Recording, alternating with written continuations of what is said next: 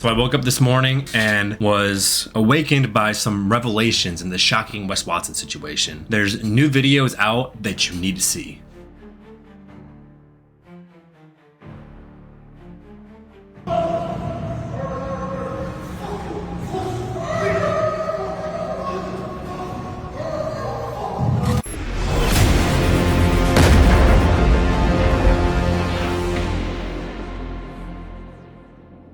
So if you follow me on Instagram, you saw the big Wes Watson fight from yesterday that dropped. On YouTube, I cannot show the full fight, otherwise this video will be age restricted. But if you go to my Instagram down in the description down below, you'll be able to see the whole video there. So click my Instagram, pull that up. It's one of the first links on there. You'll be able to see the full fight video. After posting that, a few YouTubers that covered it, including John Bravo, who we will mention in this video, then this morning put out the clip before the fight started to show a little more context, which honestly does paint Wes in a little bit better light than before, but what happened was clearly not self-defense at the end of the day. Now, the same people that were defending Jeff Nippard in the Van Wyck and Jeff Nippard situation are now turning around and defending Wes in this situation, which absolutely blows my mind, considering that the Mike Wyck situation was one push and a little scrum after, whereas Wes straight up assaulted this man, punched him 9 times and kicked him once while he was on the ground, with 4 men in his posse standing around. There is absolutely no way that this is going to hold up at all in a court of law, and Wes, being a previous felon, is going to be on the chopping block. I hope that he enjoys the whole soap on a rope experience, because his whole life is now crumbling down. So you see, this started because Wes, being the dumbass that he is, had posted on Instagram numerous times that he wanted people to come down to his gym and drop the address there, said come and fight me if you got a problem. So what happened this day is somebody got a day pass, they came to the gym, you can see him set his phone down, walk over to Wes, it looks like they say something to each other, and then he gives him a gentle little push. So from there, I don't blame Wes from,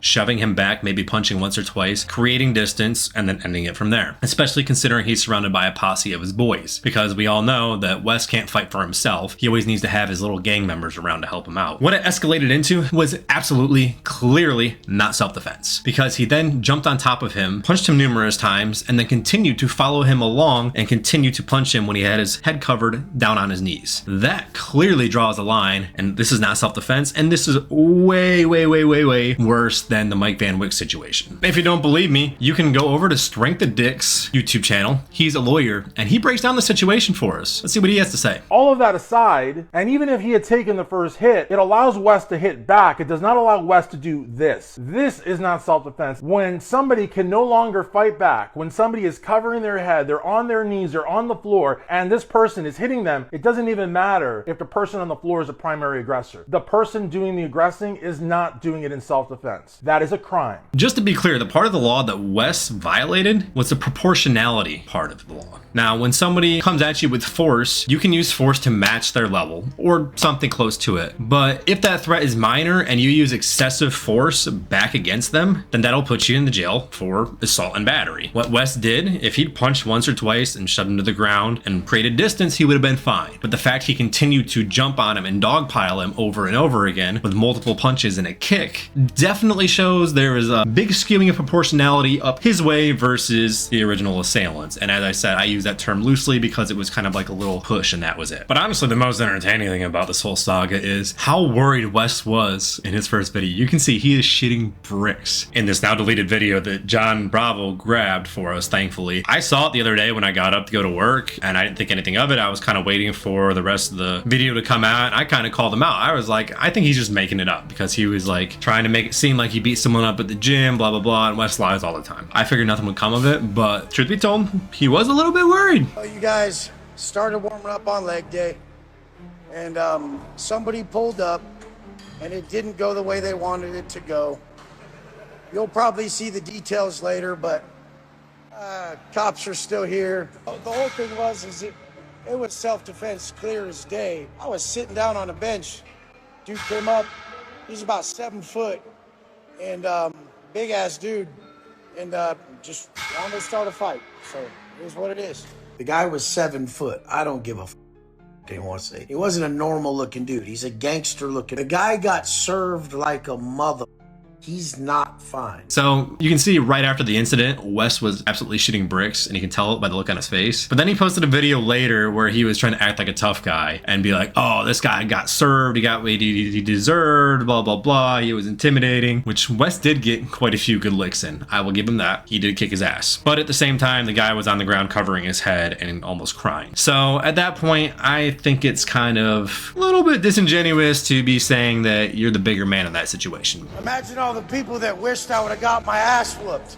Not today, motherfucker, not today. Are we starting to get it yet? Do we get it yet? Do we get it? Do we understand it? Or is it clear enough yet? Do we even remotely get how much of an alchemist Wes Watson is? Now, the other interesting twist in this situation is when Mike Van Wyck assaulted Jeff for Jeff coming up behind him, and, you know, granted, Mike's use of force was a little excessive, but I didn't blame him for turning around and snapping on Jeff for Jeff coming up behind him after they already kind of diffused the situation. This situation, the gym owner, instead of kicking him out like what happened with Mike, is now backing Wes up and just saying, oh, it wasn't appropriate to put our location down. Like, did you watch the video, man? Like, I understand that the guy with the dreads setting his phone down and walking towards him, that was inappropriate too. They both should have been ejected from the gym. That guy's on a day pass. But what Wes did is just completely unhinged, and he's beating this man ruthlessly with his whole posse standing around watching. I'm honestly more surprised they didn't start kicking him too, because that's kind of his little gang mentality that he likes to spread on Instagram. That's why he's got all these little copycats and cronies that follow him around and pay him to just be in his videos, which is wild to me. You know, this guy's just leasing all of his cars and his rental properties.